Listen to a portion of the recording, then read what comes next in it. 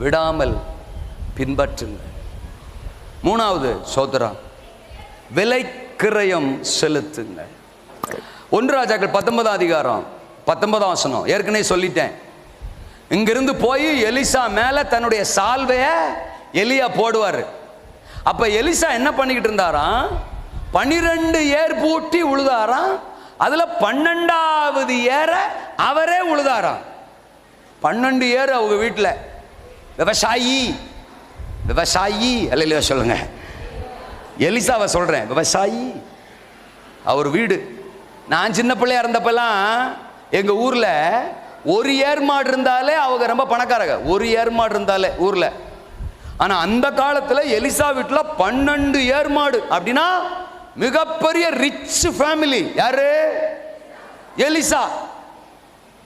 அவனை போய் தீர்க்கதரிசியா எலியா சாணத்துல ஆண்டவர் அபிஷேகம் பண்ண சொல்றாரு. 12 ஏர், அவ்வளோ பெரிய வீடு, அவ்வளோ பெரிய பணம் வசதி. அதுல அவன் சோம்பேறியும் கிடையாது. ஒரு ஏற கடைசி 12வது ஏற அவன் தான் என்ன செய்யறானா? ஏர் பூட்டி உழுவானா. இப்ப சால்வ அவன் மேல விழுந்த உடனே, அழைப்பு அவன் மேல வந்த உடனே கடைசி வசனம் சொல்லுது, தோத்திரம் 20, 21 வசனங்கள்ல படிக்கிறோம். மாடை வெட்டி ஏரின் மரமுட்டுகளால் அதை சமைத்து எல்லோருக்கும் விருந்து செய்து எலியாவை பின்பற்றி வந்தான். நல்ல சொல்லுங்க. அப்போ 21 வசனம். ஆமேனா? நல்லா கவனிங்க. தனக்கு லாபமா இருந்தது, தனக்கு சம்பாரிச்சு கொடுத்தது, தனக்கு பிரியமா இருந்தது, தனக்கு ஆதாயமா இருந்தது, அத விலைக்கிரயமா தூக்கி எறிறான், உதறி தள்ளுறான், வெட்டி போடுறான், சமைச்சிடறான்.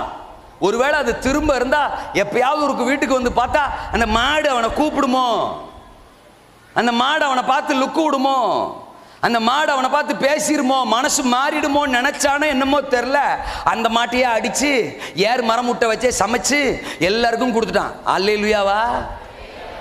இன்னைக்கு எழுப்புதல் வேணும், புதுக்கோட்டையே வேணும், தமிழ்நாடே வேணும், தோத்திரம் இந்தியாவே வேணும். ஆனா நான் உட்காந்த இடத்த விட்டு எந்திக்க மாட்டேன். சபைக்கு வரமாட்டேன், வாலிபர் கூட்டத்துக்கு வரமாட்டேன், பெண்கள் ஜெபத்துக்கு வரமாட்டேன், தெரு ஊழியத்துக்கு வரமாட்டேன். ஞாயிற்றுக்கிழமை முடிஞ்சா வருவேன். அதுலேயும் ஃபங்க்ஷன் இல்லைன்னா வருவேன். எங்கள் மச்சான் மாமா சித்தப்பு அவங்க பத்திரிக்கை வைக்கலைன்னா வருவேன். உன் மூலமாக எழுப்புதல் வரணும். வரும். வாய்ப்பு இல்லை ராசாத்தி.